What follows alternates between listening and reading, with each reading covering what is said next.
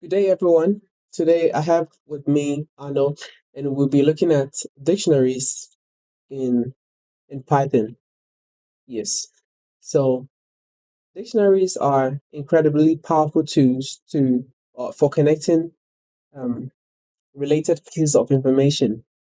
Unlike lists, which store item in a specific sequence, dictionaries store data in key value pair, allowing you to model real world objects. Yeah, with precision.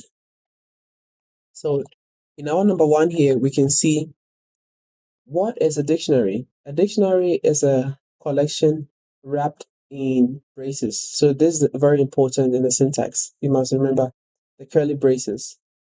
Anytime we see curly braces, that means it's attributed to a dictionary. Every key is what connected to a value with a colon. So what separates the key from the value is the colon symbol. Yeah. Key is a unique identifier, the like a word in every real in a real dictionary. And then the value is going to be the definition in that dictionary. The data associated with that identifier. So yeah, that's the value. Okay. We have core operators. So core operators. So now when it comes to accessing items in a dictionary, you could use the key, and what you're gonna have is the value out of it. We can also modify by reassigning a specific key to something else, then it's gonna hold that value in that key we have assigned within the square bracket. We can permanently remove things from a dictionary by using the del. That's gonna remove things out completely, permanently. Yeah, we have Yeah, safe access. Yeah. Okay. Oh yeah, we can use get.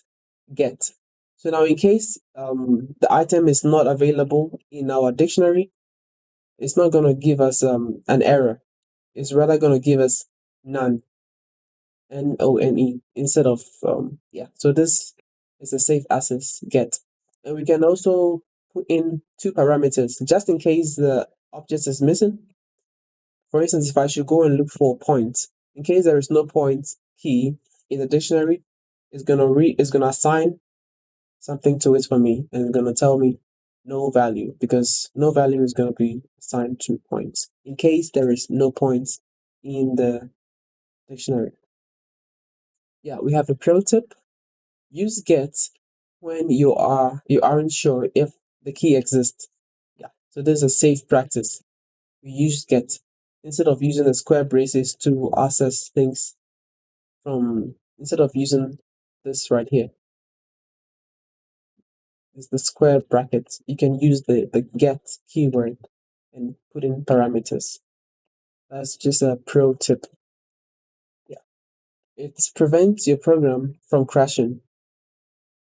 And yeah, so we have looping through data. We can also loop through. Since dictionaries can store massive amounts of data, you need efficient ways to walk through them. Yes. So when we look at items, we're looking at both the key and values in the in the dictionary. We can get access to both the key and the value. But when we look at keys, it's only going to give us access to only the keys. Yeah. But actually returns keys. This is a default behavior. Yeah. And when we use yeah, values, it will return only the values. And we also have this set method, which wraps this around the values. When you wrap this around the values, it works to filter out what duplicates and show only unique characters. Okay, so we can get the specific values within that. So it's okay. And we have nesting. That's one amazing characteristic of a dictionary. We can nest things. We can even have a dictionary within a dictionary. We can have a list in a dictionary, and we can have yeah, a list of dictionaries means dictionaries, yeah, embedded in, yeah. So nesting allows Yeah. you to handle complex data by placing one structure inside another. List of dictionaries. We have list of dictionaries, perfect for fleets of game characters. Yeah, where each character is a dictionary of stats. Yes, so basically, for example, a dictionary could have a list of dictionary. So dictionary is basically like an object. Maybe if you're coming from different Hmm. programming languages, we call this like objects. So maybe a list of objects. Each and every character is going to be considered as an object. So an object could have a Yeah. name, a shape, a color, whatever it is. Those are all keys, and we have values for each and Objects. every keys. Attributes, yes, Yes, exactly. indeed. Yeah. We also have methods as well. So we also have lists in dictionaries. We will have lists embedded into dictionaries. So what we could have is like a dictionary, then we have a key, and the value could be like a list inside. So that is a nice, a beautiful feature that dictionary has. Useful when one key needs multiple values. So for instance, if you got multiple values for one key, you could just put it in a list and it's gonna work perfectly fine with dictionaries. We have an example here, a person with multiple favorite colors. If you don't have one favorite color, you can just put in the list, yeah, and it's gonna be assigned to a key called favorite color. Yeah. And you mustn't put in two separate. We have to separate it with either a hyphen or you can use a camel case to write favorite color as a keyword. Yeah. Yeah. So we can also have dictionaries within dictionaries. So this is more like that's what I Hmm. call nesting. So great for structured data, like the data of users. Yeah. Where each user, where each username key opens another dictionary. Yes. Containing the user's profile. So you go into a user dictionary, a user object, and within it you have like a profile of that user, and we have keys and values in within that profile of that object of that user object. Yeah. So we have an example That's great. over here, uh, which is a fun example. We call it an alien, a game alien, a game alien. We're gonna test this in our VS Code to see the output of it. Here is a concise example showing how to create, modify, and loop through dictionaries, represented represent representing a game character. So let's get this. Nice and in here, and everything looks okay with the right syntax. So we could run our code. See.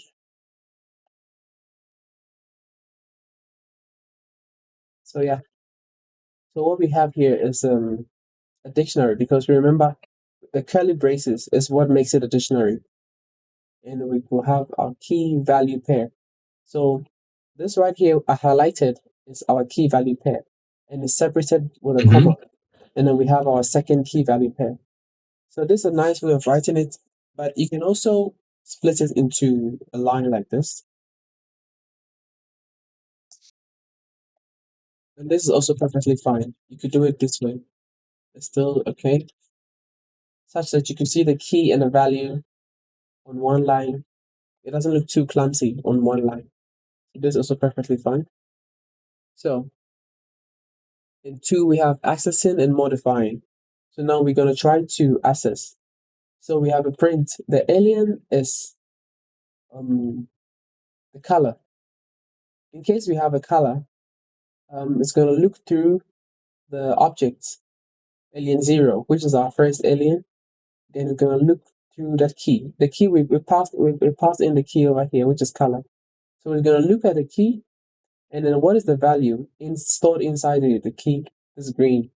So basically, our output should give us over here, as we can see, the alien is green because green is the is the value of the color key. Yeah, yeah. This is made in this way, such that even if you've got you don't have to print this over and over again. Since we have it here, you can still reference it by using the color key to get that value. All right, and we have then on line number 9, we can see that what we're doing is we are modifying, we're changing the color of the alien. Mhm. So instead of having a green alien, we're gonna have a yellow alien now. That is why we can see in our outputs here, um, we can try to reprint this to see. We're gonna look at copy line number 8. Let's copy that, uh, and then rerun it again on line number 10. And now let's see the output of it. So now we can see right after alien is green, now we see alien is yellow because what have we done? We have changed the value by reassigning it over here.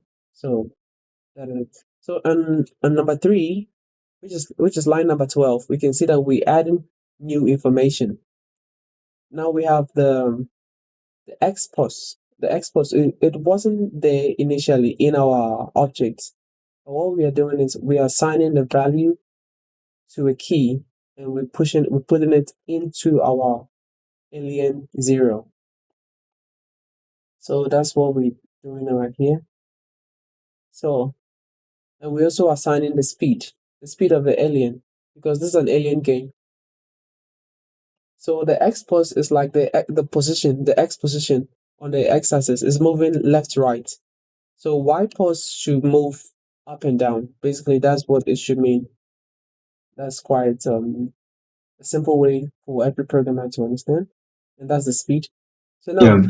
on line 15, let's try to print out the entire alien to see on line number 15, and we'll print that by typing print alien, and let's see what is going to be on our output. Okay, so let's run this. So now we can see after in our terminal, after the alien is green, it's yellow, sorry, we can see the full dictionary over here, and everything has been added. See, initially we only had the color key and we had the points key, but now we have the X position key and we also have the speed key as well added. Okay, that is, we could just take this out. Okay, so now on number 4, which is line number 16, we can loop through all the information. So we can look through individual items in our dictionary. So I remember we had the item method, which gives us access to both the key and then the values. Yeah. But Yeah. in case you want access to only the keys, we use the keys method. If you want access to only the values, use the value method. But items gives us access to both. So we have a for loop. Yeah. Line number 17 is just it's just a string. We have the end here indicating that we want everything to be printed on the new line. That is why we have a blank space. That when you look in the terminal, what I've highlighted here is a blank space that is created because of this \n. That is the alien details. Yeah. So let's see. Now we have a list down here, and it's printing everything for us. Let me put in maybe this over here, so it prints it out nicely. So we can see the key value. Now this key here is not it's not a special keyword. We could just put in anything. It could be X or it could be Y, but it has to make sense. It could be A, it could be B, but if we should change that to A, then we have to make here A as well. So the first parameter is going to be our key, and then the second parameter is going to be our value all the time. So let's try to put this B. But it's more descriptive to put in the word key and the word value. That's going to be very descriptive to every programmer. If it's such that if you should come back 5 years to your code, you can understand what is going on in here. So let's run the code again. Yeah. Nothing breaks. So we see that it works perfectly fine. And we can see that in the for loop, it checks the loop is not the dictionary is not empty. So it's gonna go through.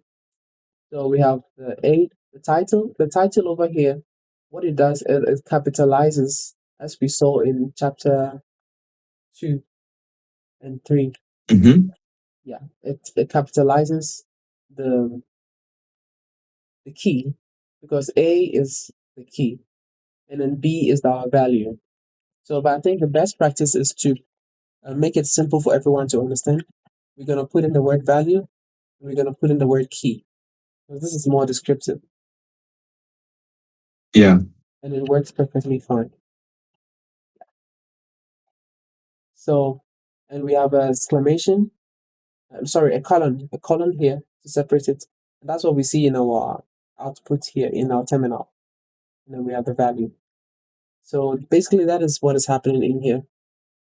We've been able to. So today, we've been able to see what a dictionary is, how to structure a dictionary, the keys and the values of a dictionary.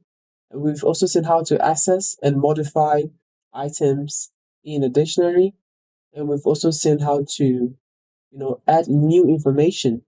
Yeah, that is part of the modification. But yeah, we added more things to a dictionary, and we've also seen how to access individual key values in a dictionary using the for loop. So that is it. Thank you guys for watching, and thank you for having you Arnold on this video.